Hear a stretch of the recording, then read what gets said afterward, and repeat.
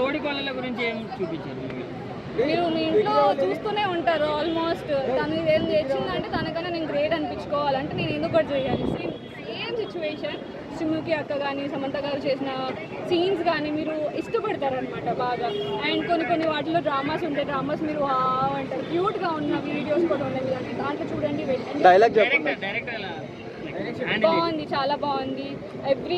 And మీరు ఒక్కొక్కటి sounds effect కూడా మీరు చాలా ఇంట్రెస్టింగ్గా ఉంటాయి. ప్రతి ఒక్కటి వెళ్ళండి, మూవీ వాచ్ చేయండి.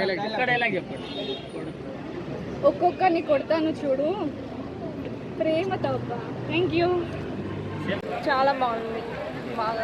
అంటే హీరో లేకుండా ఒక మూవీని నడిపించింది కదా సమంత, అది ఎలా అనిపించింది? ఎలివేషన్ సీన్స్ ఏమైనా ఉన్నాయా?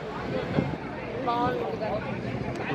సమంత గారు యాక్టింగ్ ఇంతకు ముందు కంటే ఈ సినిమాలో బాగా అనిపించిందా? చాలా బాగా నచ్చింది. దీనిలో ఏం కొత్తగా ఉందేమి? కొత్తగా అంటే తను గట్టిగా ఉండి ఫ్యామిలీని కాపాడుతుంది కదా, బాగుంది.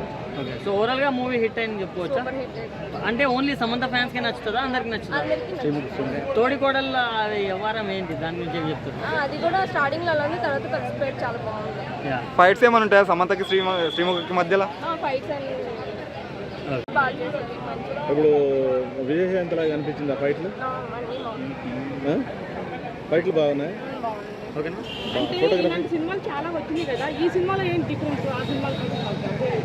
ఇలాంటి ఫీలింగ్స్తో మళ్ళీ ఆల్రెడీ చాలా సినిమాలు వచ్చినాయి కదా, ఇలా ఫ్యామిలీ కోసం ఫైట్ చేస్తుంది. దీంట్లో చూడాల్సింది ఏంటి మెయిన్గా? తిను అంటే ఎవరూ లేకుండా కూడా తను ఉండి, అంటే తనకి ఒకళ్ళు అంటే ఈ అడవిలో ఉండే అన్ని ఫైట్ అని నేర్చుకున్నా కానీ బయటకు వచ్చి మరి తను ఎలా ఉండాలి అనేసి ఒక ఫ్యామిలీని క్రియేట్ చేసుకొని గట్టిగా ఉండి బాగా చేశారు.